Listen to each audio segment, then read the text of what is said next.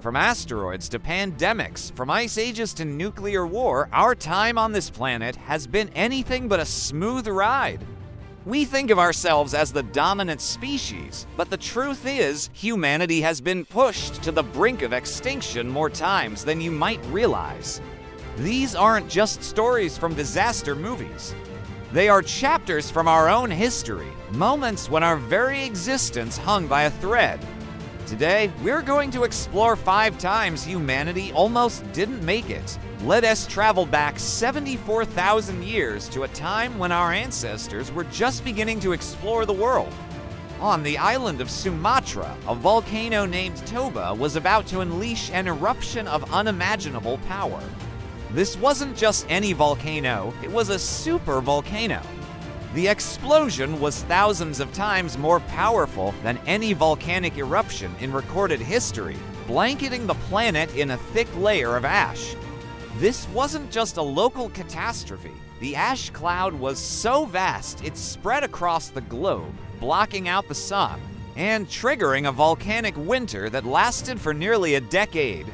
Global temperatures plummeted, plants died, and the animals that depended on them starved. For early humans, it was an apocalypse. The air was toxic, the world was dark and cold, and food was impossibly scarce. How do we know this? The evidence is written in our own DNA. Scientists studying human genetics have discovered what is known as a genetic bottleneck right around this time. This means that our genetic diversity became incredibly small, suggesting that the entire human population was reduced to just a few thousand individuals, maybe as few as 3,000. Think about that. Every single person alive today is a descendant of that tiny, resilient group of survivors who endured a decade of darkness. They are the reason we're here. Fast forward about 50,000 years, and our ancestors faced a different kind of global threat. Welcome to the last glacial maximum, what we commonly call the Ice Age. Around 20,000 years ago, the planet was in a deep freeze. Massive ice sheets, some several kilometers thick, covered huge parts of North America, Europe, and Asia. What is now New York City was buried under a mountain of ice. The world was a colder, drier, and far more hostile place. Sea levels were so low that you could walk from Siberia to Alaska, but survival was a constant struggle. Our ancestors couldn't just hunker down and wait for it to get warmer. They had to adapt or die, and adapt they did. This period saw a burst of human innovation. They developed sophisticated new tools, like fine bone needles to sew fitted clothing from animal hides, creating the first tailored garments to protect against the biting cold. They perfected their hunting techniques, creating weapons like the spear thrower or atlatl, which allowed them to hunt dangerous prey from a safer distance. And the prey was enormous. This was the age of megafauna. Woolly mammoths, giant cave bears, saber-toothed cats, and massive ground sloths roamed the frozen landscapes. These creatures were both a vital source of food and a constant, deadly threat. Every hunt was a life or death gamble. The resilience of these Ice Age hunters, living and thriving in a world of ice and giants, is a testament to human ingenuity in the face of overwhelming odds. Now let's jump to the 14th century. Humanity had spread across the globe, building cities and vast empires. But a new, invisible enemy was about to arrive in Europe, one that would bring society to its knees. In 1347, trading ships from the Black Sea docked in Sicily, carrying not just cargo, but also rats infested with fleas carrying a deadly bacterium, Yersinia pestis. This was the beginning of the Black Death. The plague spread like wildfire. It was terrifyingly swift and brutal. People would go to bed healthy and be dead by morning. The disease spread along trade routes, engulfing cities and countryside alike. No one was safe, from peasants to kings. The scale of the death was incomprehensible. It's estimated that the Black Death killed between 30 to 60% of Europe's population. In some cities, the death toll was as high as 75%. Society simply collapsed. There weren't enough living people to bury the dead. The economy ground to a halt, faith in institutions crumbled, and the world was gripped by fear and paranoia. But humanity endured. In the aftermath, the world was fundamentally reshaped. With so many people gone, the value of labor skyrocketed. This led to the end of serfdom in many parts of Europe, giving peasants more power and freedom. The Black Death was a horrific tragedy, but it also triggered social and economic changes that helped pave the way for the Renaissance.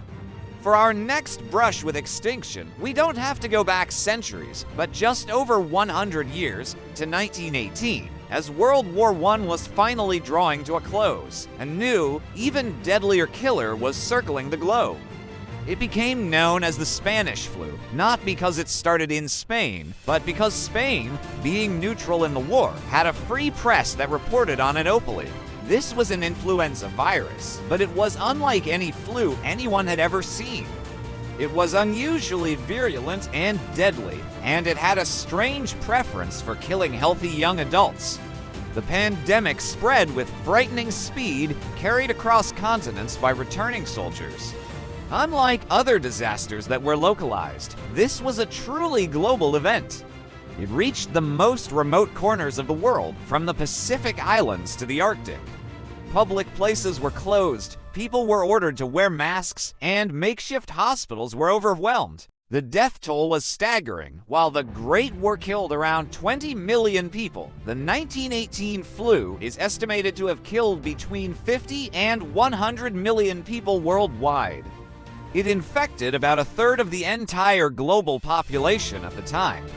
The pandemic was a massive wake-up call for modern medicine. It highlighted the limitations of medical science and spurred huge advancements in public health, epidemiology, and our understanding of viruses, laying the groundwork for how we respond to pandemics today. Our final near miss is perhaps the most terrifying because it was a disaster entirely of our own making.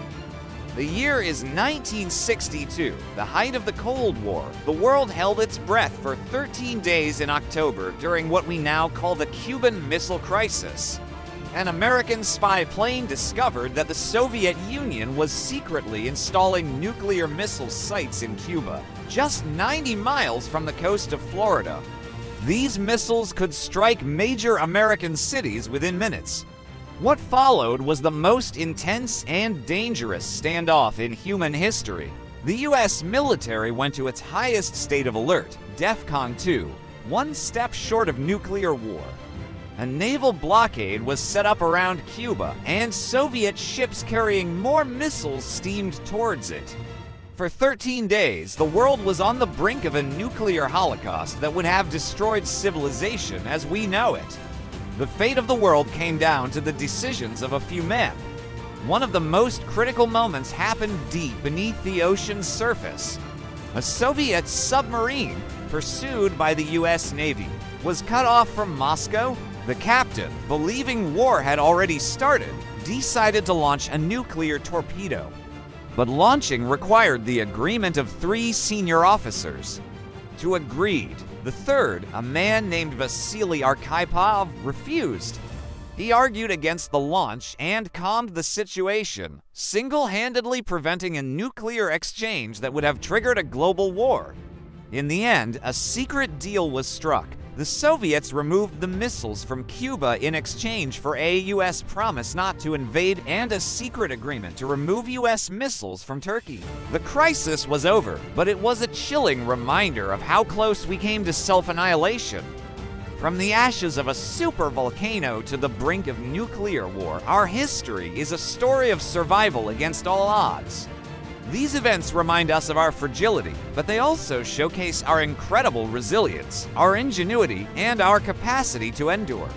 Today, we face new challenges: climate change, future pandemics, and the lingering threat of our own powerful technologies. But if history teaches us anything, it's that we have faced the abyss before and found a way back.